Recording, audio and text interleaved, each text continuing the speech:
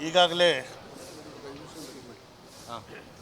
ಸಚಿವ ಸಂಪುಟದ 3 ಜನ ಸಚಿವರು, ಪಕ್ಷದ ಸನ್ಮಿತ್ರರಾದಂಥ ಕಾರ್ಯಾಧ್ಯಕ್ಷರಾದಂಥ ಚಂದ್ರಶೇಖರ್ ಅವರು, ಕೊಲೀಗ್ ನೀವು ಕಾರ್ಯಾಧ್ಯಕ್ಷರು, ಸಾಕಷ್ಟು ವಿಚಾರಗಳನ್ನ ತಮ್ಮೆಲ್ಲರಿಗೂ ಹಂಚಿಕೊಂಡಿದ್ದಾರೆ. ರಾಜ್ಯದಲ್ಲಿ ನಡೀತಾ ಇರುವಂಥ ಅನೇಕ ವಿದ್ಯಮಾನಗಳು, ಜನರು ಅನೇಕ ಸಮಸ್ಯೆಗಳಿಂದ ಕತ್ತರಿಸಿರುವಂಥ ಸಂದರ್ಭದಲ್ಲಿ ವಿಧಾನಸಭಾ ಅಧಿವೇಶನ ಕರೆದಂಥದ್ದು ಕೂಡ ಅದರಲ್ಲಿ ಯಾವುದೇ ಅಂಶ ಜನರಿಗೆ ಅನುಕೂಲ ಮಾಡುವಂಥದ್ದು ಚರ್ಚೆ ಮಾಡೋಕ್ಕೆ ಸಾಧ್ಯ ಆಗಿಲ್ಲ.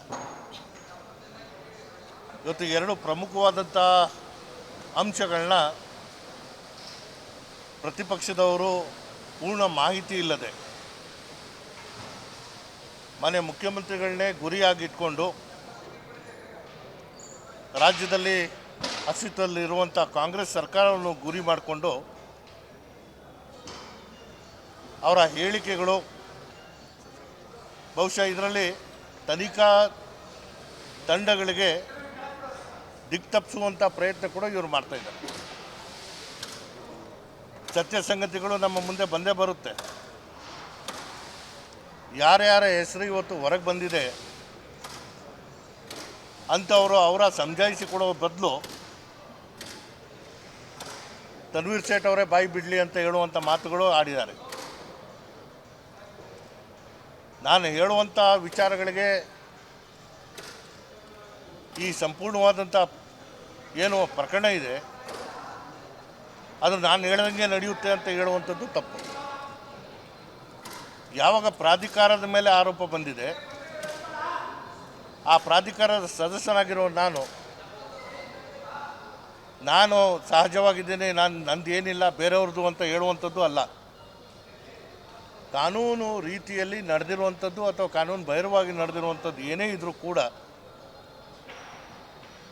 ಇತಿಹಾಸದಲ್ಲೇ ಒಬ್ಬ ಮುಖ್ಯಮಂತ್ರಿ ಒಂದು ಆಯೋಗನ ರಚಿಸಿ ತನ್ನ ಮೇಲೆ ಆದರೂ ಸರಿ ಇದು ತನಿಖೆ ಆಗಬೇಕು, ಪೂರ್ಣ ಪ್ರಮಾಣದಲ್ಲಿ ಆಗಬೇಕು ಅಂತ ಹೇಳಿರುವಂಥದ್ದು ಬಹುಶಃ ಇದನ್ನು ನಾವು ಸ್ವಾಗತ ಮಾಡಿ ಆ ವರದಿ ಬರೋವರೆಗೂ ಸಹ ನಾವು ಕಾಯುವಂಥದ್ದು ಆಗಬೇಕು.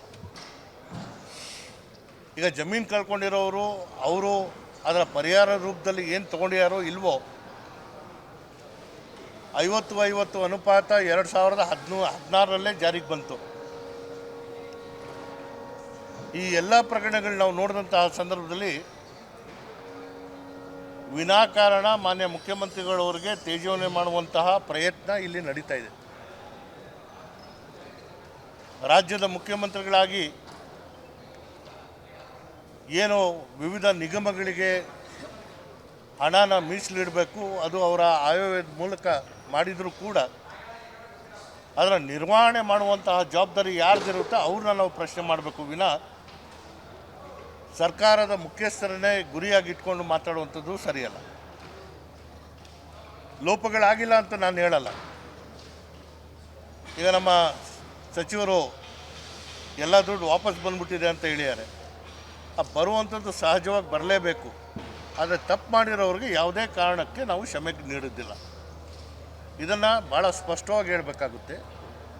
ಆದರೆ ನಡೀತಾ ಇರುವಂಥ ವಿದ್ಯಮಾನಗಳಲ್ಲಿ ನಾವು ನೋಡಿದಂತಹ ಸಂದರ್ಭದಲ್ಲಿ ಈ ಹಿಂದೆ ಡಿನೋಟಿಫಿಕೇಷನ್ ಮಾಡಿ ಯಾರು ಜೈಲಿಗೆ ಹೋಗಿದ್ರು, ಯಾರ ಮೇಲೆ ಪ್ರಕರಣಗಳಿದೆ, 2015ರಲ್ಲಿ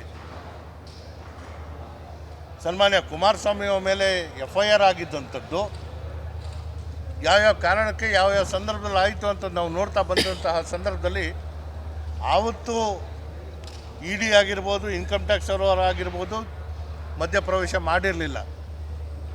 ಇವತ್ತು ಕೇಂದ್ರ ಸರ್ಕಾರದ ಅಧೀನದಲ್ಲಿರುವಂಥ ಅನೇಕ ಸಂಸ್ಥೆಗಳನ್ನ ದುರ್ಬಳಕೆ ಮಾಡಿಕೊಂಡು ಇವತ್ತು ಅವರು ಒಂದು ಅಸ್ತ್ರವಾಗಿ ಬಳಸ್ಕೊಂಡು ರಾಜಕೀಯವಾಗಿ ಎಲ್ಲರನ್ನ ಸಮನ ಮಾಡ್ತೀವಿ ಅಂತ ಹೇಳುವಂಥದ್ದು ಏನಿದೆ, ಇದು ಪ್ರಜಾಪ್ರಭುತ್ವದ ವ್ಯವಸ್ಥೆಗೆ ಧಕ್ಕೆ ತರುವಂಥ ಕೆಲಸ.